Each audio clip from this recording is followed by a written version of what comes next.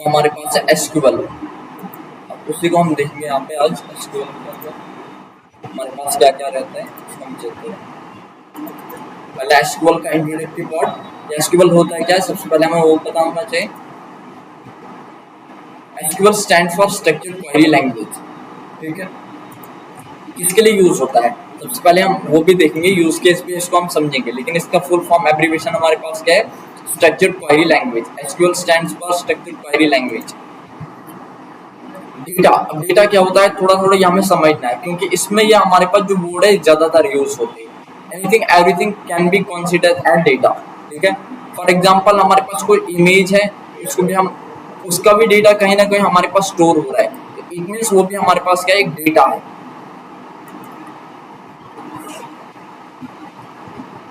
For any financial institute details related to its employ.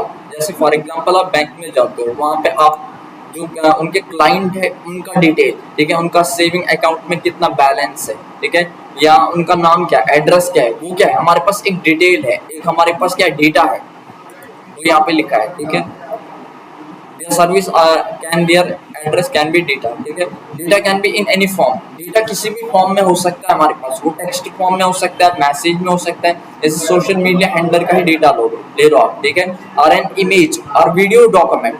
Video में भी जो हमारे पास वीडियो होता है वो ओवरऑल क्या है, एक हमारे पास क्या है, डेटा है, कहीं ना कहीं वो डेटा को स्टोर कर रहा है, असाइन कर रहा है। और single character itself, single character भी हमारे पास हो सकता है।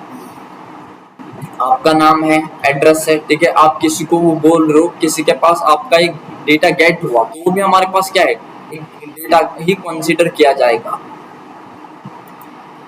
डेटाबेस क्या होता है इसको हम समझते हैं। Database is a collection of data that can be easily access digitally. Database हमारे पास क्या होता है, जब मल्टीपल डेटा एक जगह जमा हो जाता है, कलेक्ट हो जाता है, कंबाइन हो जाता है, वो बनाता है डेटाबेस। फॉर एग्जांपल क्या, हमारे पास स्टूडेंट है, अब मल्टीपल स्टूडेंट एक इंस्टीट्यूट के अंदर, एक स्कूल के अंदर आ रहे हैं, सेम क्लास के अंदर वो एनरोलमेंट कर रहे हैं। Let's say for example class 12th के अंदर, ठीक है, या क्लास 9th के अंदर एनरोलमेंट कर रहे हैं। एक ही कैटेगरी का डेटा, उनका नाम, और एक ही कैटेगरी में वो क्या कर रहे हैं, ओवरऑल एनरोलमेंट कर रहे हैं। सिमिलर कैटेगरी का डेटा जब एक जगह जमा हो जाता है, कलेक्ट हो जाता है, वो क्या बनाता है, डेटाबेस। तो यहाँ पे लिखा है database is a collection of data. जब हमारे पास मल्टीपल डेटा एक जगह कलेक्ट हो जाता है, जमा हो जाता है, उसी को बोला जाता है डेटाबेस।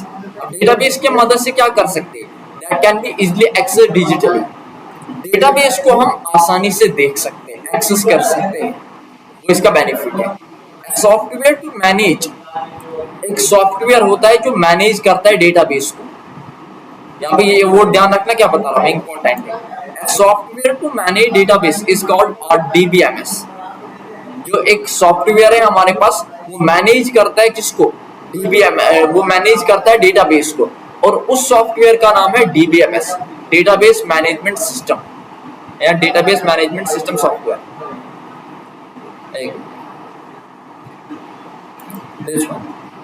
इतना क्लियर हुआ? Yes sir. ठीक है, नेक्स्ट वन, ये पॉइंट ध्यान रखना क्या बता रहा हूँ। अब डेटाबेस उसी का यहाँ पे लिखा हुआ है, container which is filled with data और information electronic store in computer system. Data in any can, data in any form, किसी भी फॉर्म में डेटाबेस में डेटा हो सकता है, ये ध्यान रखना है। ऑल कंपनी, जितनी भी हमारे पास कंपनीज है, वो डेटाबेस को यूज करते हैं डेटा को स्टोर करने के लिए। अब हम एसक्यूएल का यूज क्यों कर रहे हैं वो भी हम देखेंगे। Purpose of storing data in the database. Question arise होता है, कोई स्टूडेंट, मल्टीपल स्टूडेंट का एक क्वेश्चन होता है, जब ऑलरेडी हम एक्सेल में भी डेटा स्टोर कर सकते हैं, हम डेटाबेस का यूज क्यों करते हैं, या एसक्यूएल का यूज क्यों करते हैं, एसक्यूएल के अंदर हम डेटाबेस का यूज क्यों करते हैं। एसक्यूएल जो हमारे पास है, स्ट्रक्चर्ड क्वेरी लैंग्वेज, इसके अंदर हम लार्ज अमाउंट में डेटा को स्टोर कर सकते हैं और इजीली उसको एक्सेस कर सकते हैं, ये उसका बेनिफिट है। लार्ज अमाउंट मतलब कितना, मिलियंस, बिलियंस, ठीक है, ट्रिलियंस में हमारे पास डेटा सेट होता है किसी भी एमएनसी कंपनी का, तो हम इजीली उसको मैनेज कर सकते हैं, एक्सेस कर सकते हैं एक एसक्यूएल डेटाबेस के अंदर। इसीलिए हर कंपनी अपना डेटा स्टोर रखती है डेटाबेस के अंदर, ताकि हम उसको उसका बेनिफिट क्या है, डेटाबेस के अंदर स्टोर करने का, इजीली हम एक्सेस कर सके, मॉडिफाई कर सके डेटाबेस को, प्रोटेक्ट कर सके और एनालाइज कर सके। हमारे पास एक्सेल में ऐसा नहीं होता है। हम इजीली उसको एक्सेस नहीं कर सकते, मॉडिफाई नहीं कर सकते, प्रोटेक्ट नहीं कर सकते, एनालाइज नहीं कर सकते। एनालाइज कर सकते हैं लेकिन स्मॉल डेटा पे, लार्ज डेटा उसमें हम असाइन ही नहीं कर सकते 10 मिलियन का, उसमें ओनली 10 लाख तक डेटा असाइन हो सकता है। नेक्स्ट वन, डेटाबेस कैसा शो होता है, मतलब डेटाबेस के अंदर हमारे पास डेटा ऐसा स्टोर हो जाता है, जैसे कस्टमर है, customer ID, first name, last name, contact number, SSN, city, ठीक है, मतलब कॉलम के फॉर्मेट, कॉलम एंड रो के फॉर्म में हमारे पास डेटा स्टोर होता है।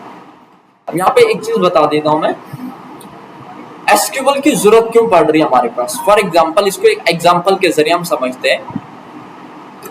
आप कहीं मोबाइल शॉप पे गए, शॉपिंग मॉल पे गए, लेट से शॉपिंग मॉल पे गए आप मोबाइल परचेज करने, लेट से मोबाइल परचेज करने गया। अब मान के चलो वहां पे आपके पास क्या है, शॉपिंग मॉल के अंदर जो वहाँ पे मोबाइल की शॉप है, मल्टीपल वहाँ पे मोबाइल होंगे, ठीक है, अलग अलग ब्रांड के होंगे। लेट से आपने कोई सैमसंग का ब्रांड उठा लिया कि हमें ये दिखाओ।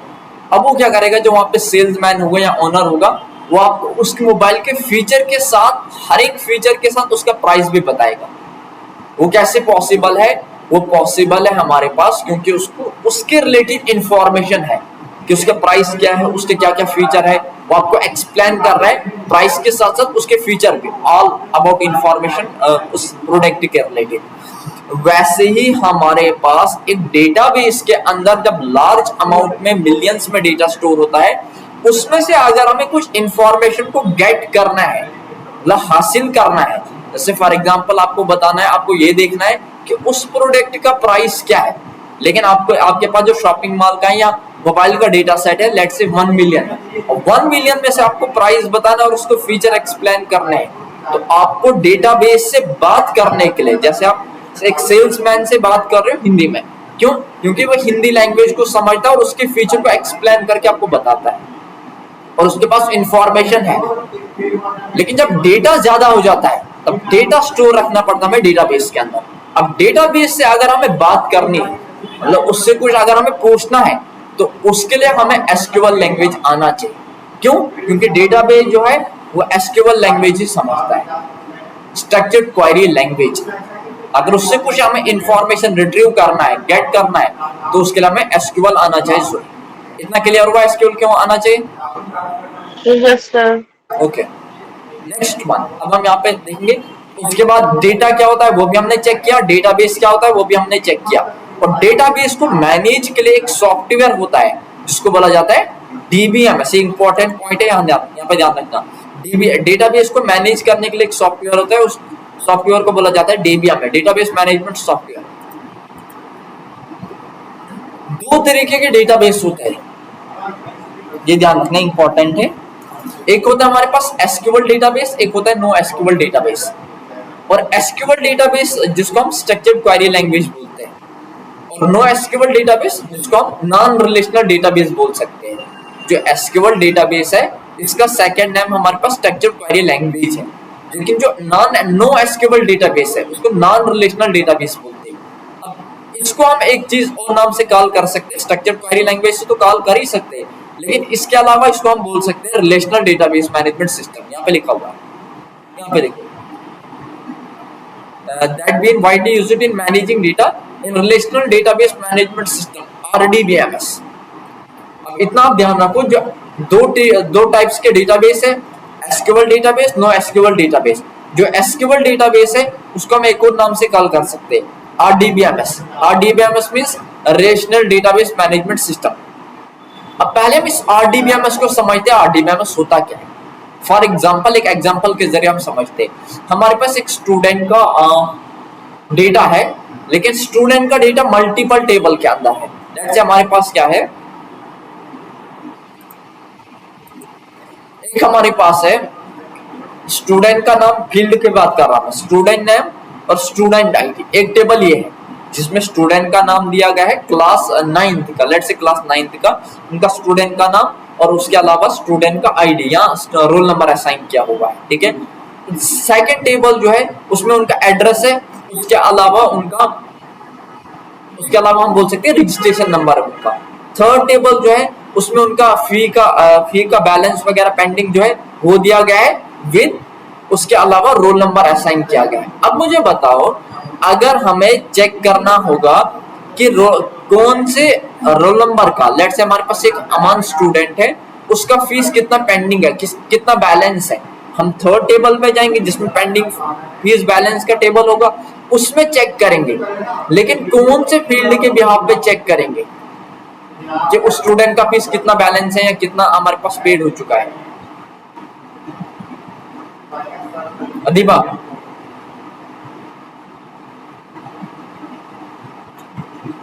आप दोबारा एक्सप्लेन कर सकते हैं? मैं बता रहा हूँ, हमारे पास 3 टेबल रहेंगे स्टूडेंट के। एक टेबल रहेगा जिसमें हमारे पास स्टूडेंट का नाम रहेगा, उसके अलावा स्टूडेंट का रोल नंबर रहेगा। इतना क्लियर हुआ? Yes sir.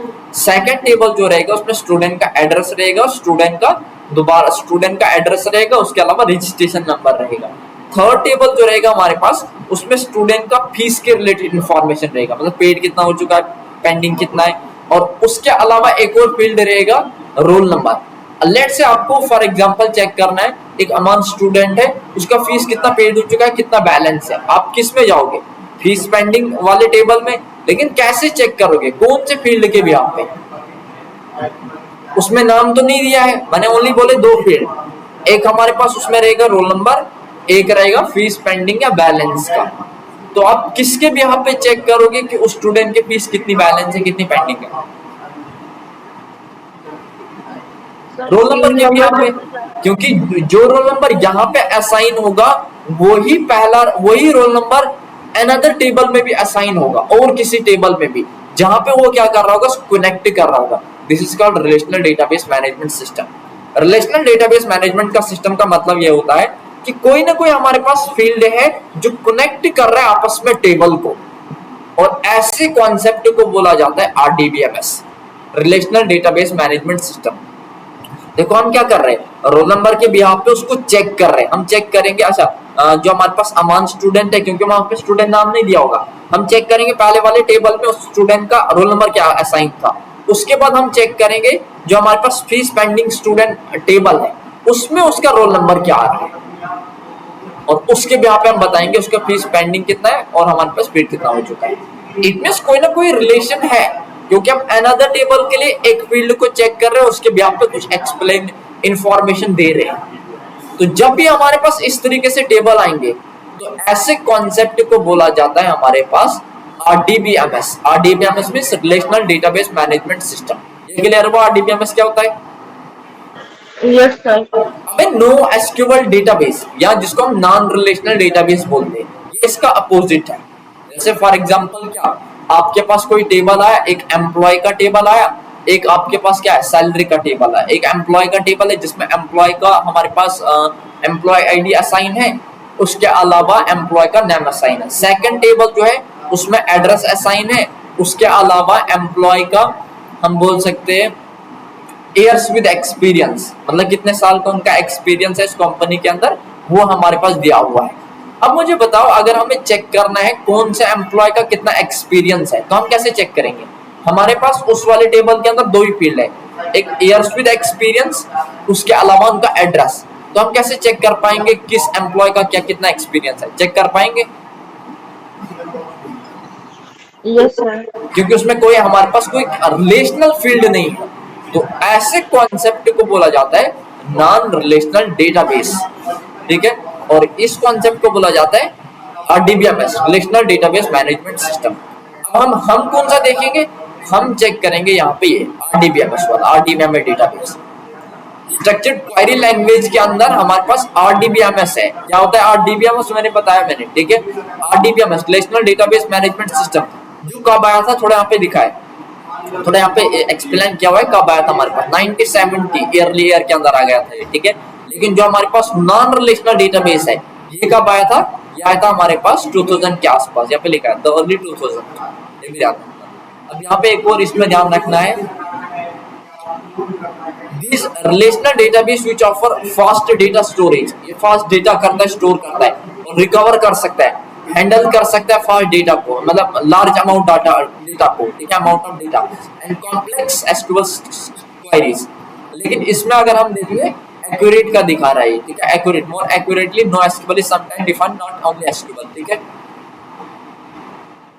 तो यहाँ पे लिखा है। इतना क्लियर हुआ। इसमें हम कौन सा चेक करेंगे, हम ये वाला पढ़ेंगे RDBMS, relational database management system. SQL के अंदर सबसे पहले आप ध्यान रखो, दो टाइप्स के डेटाबेस होते हैं, SQL database, no SQL database. SQL database means structured query language, ठीक है, और no SQL database means non relational database. लेकिन एसक्यूएल डेटाबेस को एक और नाम से हम कॉल कर सकते हैं RDBMS, relational database management system. और क्या मतलब होता है इसका बताया मैंने, और ये कब आया था 1970, और जो हमारे पास नॉन रिलेशनल डेटाबेस है वो 2000 के आसपास आया था। और हम कुछ पढ़ेंगे नो ये RDBMS डेटाबेस, ये दिया यहाँ पे RDBMS, ठीक है, RDBMS relational database management system.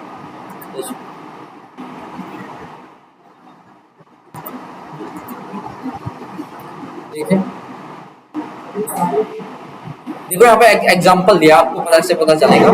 जैसे यहाँ पे मल्टीपल टेबल है, जैसे हमारे पास एम्प्लॉय का ही या स्टूडेंट का ही ले लो, मान के चलो ये हमारे पास जो टेबल है, यहाँ पे हमारे पास स्टूडेंट का एड्रेस का टेबल है, और ये जो है स्टूडेंट का फीस का टेबल है, ये जो हमारे पास रजिस्ट्रेशन का टेबल है, ये हमारे पास जो है लेट से हमारे पास स्टूडेंट का एड्रेस, उसके अलावा क्या बोल सकते हैं हम, स्टूडेंट का एनरोलमेंट नंबर दिया इसमें, ठीक है। ऐसे मल्टीपल टेबल है। अब देखो इनके बीच में आपको एक लाइन दिख रही होगी, ये कनेक्ट है आपस में। अब कनेक्ट किसके भी पे होंगे, एक हमारे पास कॉमन फील्ड के भी पे, इसमें भी हमारे पास स्टूडेंट आईडी होगा, इसमें भी रहेगा, इसमें भी रहेगा, इसमें भी रहेगा, हर एक टेबल में। तो इसी को बोला जाता है RDBMS, रिलेशनल डेटाबेस मॉडल या डेटाबेस मैनेजमेंट सिस्टम, जो क्या कर रहा है, आपस में कनेक्ट कर रहा है एक फील्ड को, मल्टीपल टेबल को एक फील्ड के भी पे। ये यहाँ पे एग्जांपल दिया गया है। कौन कौन से जॉब रोल के लिए यूज होता है, पोस्टग्रेसक्यूएल, एसक्यूएल, अभी पोस्टग्रेसक्यूएल नहीं, एसक्यूएल। डेटा इंजीनियर के लिए, डेटा साइंटिस्ट के लिए, एसक्यूएल डेवलपर बनने के लिए, क्वालिटी एनालिस्ट के लिए, डेटा एनालिस्ट के लिए, ठीक है, बिजनेस एनालिस्ट के लिए, सॉफ्टवेयर इंजीनियर के लिए। और ये बहुत ज्यादा इंपॉर्टेंट है, ये ध्यान रखना, ठीक है। अगर आप डेटा साइंटिस्ट के लिए जाओ तो ये भी वहाँ पे यूज होता है, डेटा एनालिस्ट के लिए जाओ तब भी यूज होगा, एसक्यूएल डेवलपर बनना है तब भी यूज होगा, ये ध्यान रखना, उसके जॉब के रूल्स। नेक्स्ट वन हम देखेंगे इंस्टॉलेशन ऑफ RDBMS, क्योंकि हम RDBMS पढ़ेंगे। अब आपको ये ध्यान रखना है, RDBMS के अंदर हमारे पास क्या है, बहुत सारे हमारे पास सर्वर, बहुत सारे हमारे पास हम बोल सकते हैं एप्लीकेशन होते हैं, हम ऐसा बोल सकते हैं। अगर हम यहाँ पे चेक करेंगे, ये देखो इंस्टॉलेशन ऑफ एसक्यूएल सर्वर, बहुत सारे हमारे पास एप्लीकेशन रहते हैं। क्या क्या हमारे पास है RDBMS के अंदर, यहाँ पे लिखा है install RDBMS, relational database management system या मैनेजमेंट। क्या क्या उसमें रहेगा हमारे पास, PostgreSQL, Oracle, MySQL, Microsoft SQL server. RDBMS के अंदर 4 एप्लीकेशन हमारे पास रहते हैं। क्या क्या, पोस्टग्रेसक्यूएल, Oracle, MySQL, Microsoft SQL server. इन चारों में से हम सीखेंगे पोस्टग्रेसक्यूएल, फर्स्ट वन। चारों में से एक सीखना होता है, या तो ओरेकल सीखो, या तो मायस्क्यूएल सीखो, या तो माइक्रोसॉफ्ट एसक्यूएल सर्वर सीखो। हम इनमें से सीख रहे पोस्टग्रेसक्यूएल, फर्स्ट वन। पोस्टग्रेसक्यूएल को हमें क्या करना पड़ेगा, इंस्टॉल करना पड़ेगा पहले इसको, क्योंकि हम ये सीखेंगे। ध्यान रखना, जो हमारे पास RDBMS है उसके अंदर 4 एप्लीकेशन होते हैं, पोस्टग्रेसक्यूएल, Oracle, MySQL, Microsoft SQL server. इसमें हम चेक करेंगे पोस्टग्रेसक्यूएल को, और इसमें हमारे पास क्या होगा, इसमें हमें इंस्टॉल करना पड़ता है IDE। हर एक RDBMS के लिए हमें ID इंस्टॉल करना पड़ता है। ID means integrated development environment, यहाँ पे इसका फुल फॉर्म एब्रिविएशन दिया हुआ है, इंटीग्रेटेड डेवलपमेंट इन्वायरमेंट। अब ये क्यों इंस्टॉल करना है, जब ऑलरेडी एप्लीकेशन इंस्टॉल किया हुआ है, हम इसके अंदर कमांड लिखते हैं, ध्यान रखना। मतलब जो हम RDBMS हम क्या करेंगे, इंस्टॉल करेंगे, उसके अंदर हमें कमांड लिखना है। तो डायरेक्टली हम RDBMS के अंदर कमांड नहीं लिखते, उसके लिए हम क्या करते हैं, पहले IDE को क्या करेंगे, इंस्टॉल करेंगे। पहले हम क्या करेंगे, RDBMS को इंस्टॉल करेंगे। RDBMS में हम कौन सा RDBMS देखेंगे, कौन सा एप्लीकेशन का RDBMS, हम देखेंगे पोस्टग्रेसक्यूएल। उसके बाद हम क्या करेंगे, आफ्टर दैट हम IDE को इंस्टॉल करेंगे। IDE क्यों इंस्टॉल करना है, क्योंकि हमें वहां पे कमांड लिखने हैं। एसक्यूएल के अंदर कमांड लिखे जाते हैं, ठीक है। कमांड इन द सेंस हम शॉर्टकट की एक लिखे जो ऑलरेडी बिल्ट इन होते हैं। एसक्यूएल डेवलपर, डेटा साइंटिस्ट की तरफ से वो बिल्ट इन है, मतलब बनाए गए हैं, बिल्ट इन मतलब बनाए गए, हमें उनको यूज करना है उनके सिंटैक्स के साथ, हमें उनको लिखना है। इतना क्लियर हुआ। और और इसमें कौन सा हमारे पास आईडी किसका है, जैसे पोस्टग्रे एसक्यूएल है तो उसका आईडी हमारे पास आ रहा है पीजी एडमिन, ये ध्यान रखना। ये पोस्टग्रे एसक्यूएल है, इसका आईडी कौन सा है, वो पीजी एडमिन। अगर हम ओरेकल यूज करते उसका हमारे पास जो पीजी एडमिन है उसका जो हमारे पास आईडी है वो एसक्यूएल डेवलपर है। अगर हम माई एसक्यूएल और डीबीएमएस यूज करते उसका माई एसक्यूएल वर्कबेंच आईडी है। और माइक्रोसॉफ्ट एसक्यूएल सर्वर का हमारे पास कौन सा आईडी है, एमएसएसएस मैनेजमेंट स्टूडियो है। लेकिन हम कौन सा यूज करेंगे, पोस्टग्रे एसक्यूएल, और इसका कौन सा एडमिन आईडी है हमारे पास, पीजी एडमिन। इतना क्लियर हुआ। हम क्या करेंगे, सबसे पहले इंस्टॉल करेंगे हम आरडीबीएमएस के अंदर कौन से आरडीबीएमएस को, हाँ कौन सा आरडीबीएमएस एप्लीकेशन को, पोस्टग्रे एसक्यूएल को। उसके बाद उसका आईडी जो है वो क्या है, पीजी एडमिन, वो इंस्टॉल करना है। ये क्लियर हुआ? Yes sir. एक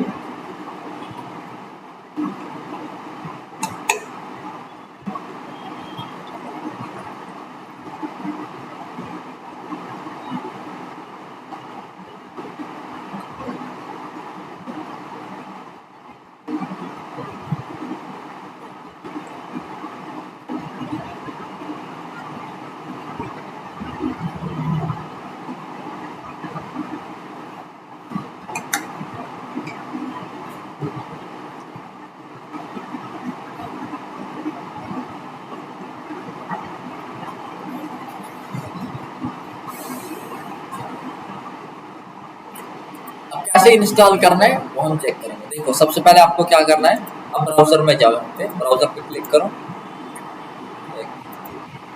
ब्राउजर पे क्लिक करने के बाद आप क्या लिखोगे, यहाँ पे जैसे यहाँ पे आप आए किसी भी ब्राउजर में जाओ, यहाँ पे लिखो आप, ध्यान रखना प्रॉपर दिख रहा है,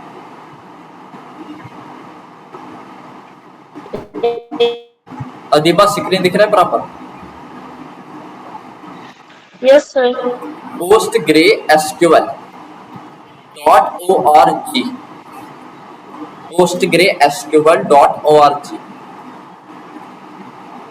फर्स्ट जो आपके पास लिंक आएगा उस पर क्लिक करना है, फर्स्ट लिंक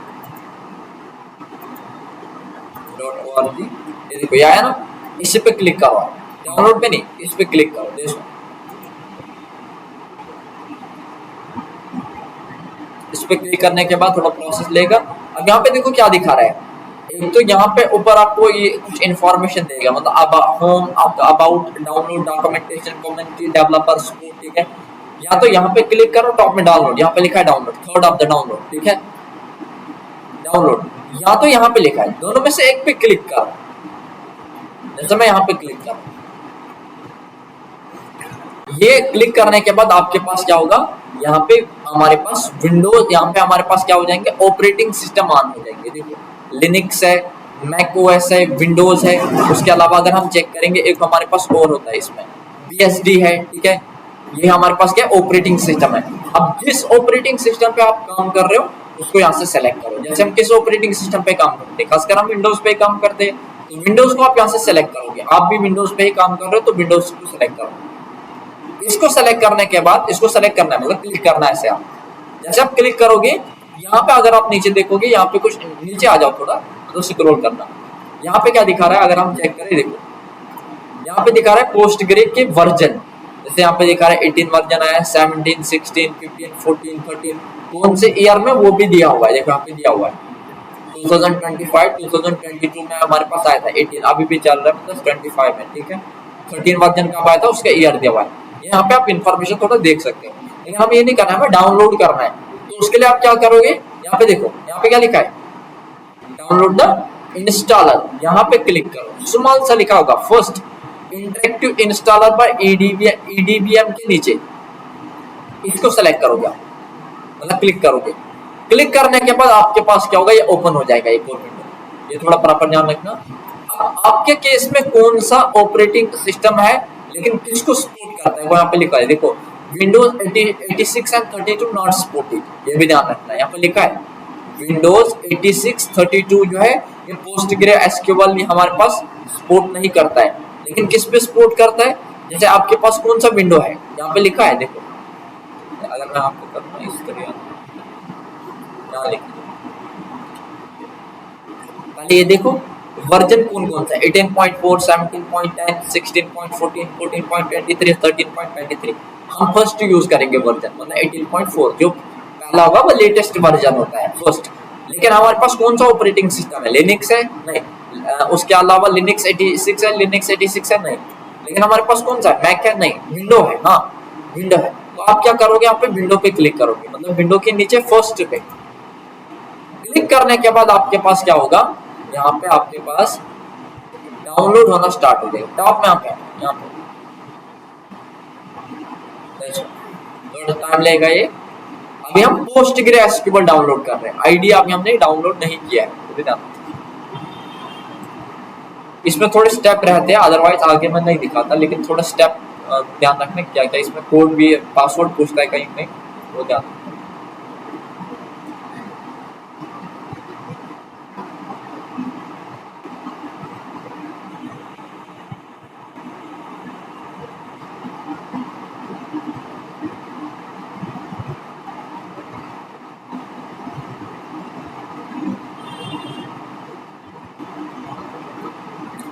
इतना करने के बाद यहाँ पे देखो ओपन फाइल आ गया, तो आप यहाँ पे क्लिक करो और ओपन कर दो इस फाइल।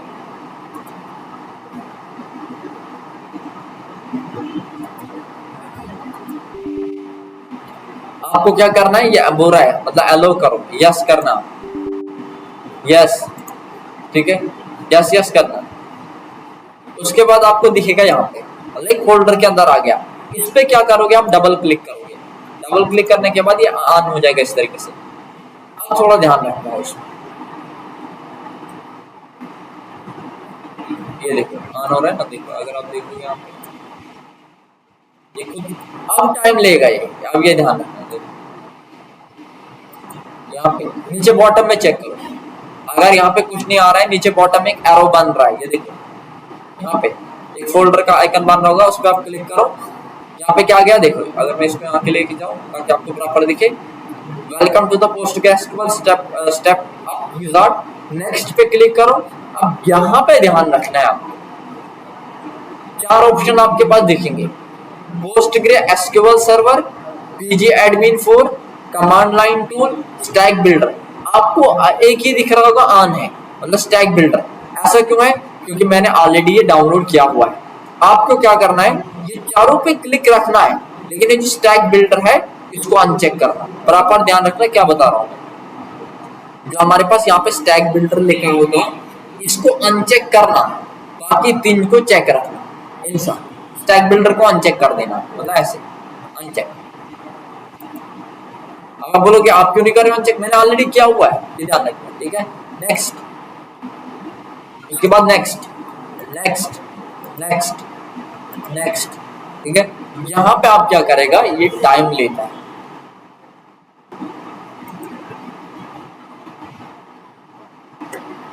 अब ये टाइम लेगा कम से कम 10-15 मिनट, वैरी करता है सिस्टम पे।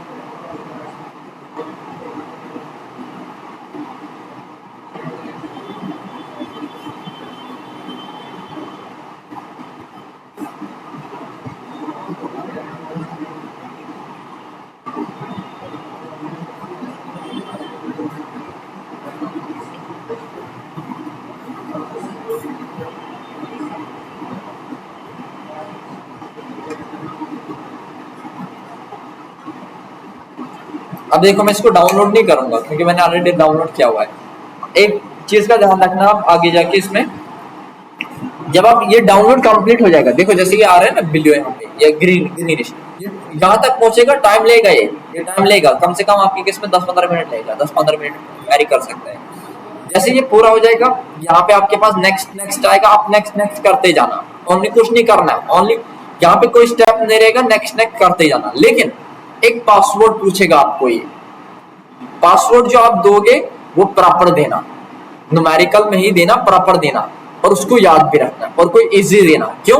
क्योंकि जब आप उसको फिर PostgreSQL को ऑन करोगे वो आपको वहां पे पूछता है, ये ध्यान रखना। समझ आ रहा है क्या बता रहा हूं मैं? अधिपा Yes, sir. एक पासवर्ड पूछेगा 1 2 3 4 या कुछ भी देना जो आप दे दोगे वहां पे, ठीक है।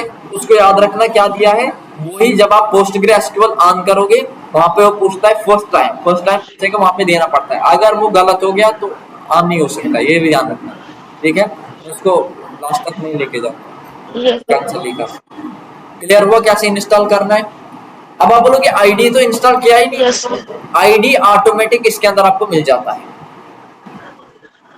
जैसे PostgreSQL हमने किया ना, अभी हम PostgreSQL को डाउनलोड कर रहे हैं, PostgreSQL के अंदर ही आपको पीजी एडमिन भी आईडी इंस्टॉल होके मिलता है। ठीक है, क्लियर हुआ? Yes, sir. Okay, thank you so much. इसको डाउनलोड करके रखो आप, कल हम यहाँ से आगे चेक करेंगे। Okay, sir. Okay, thank you.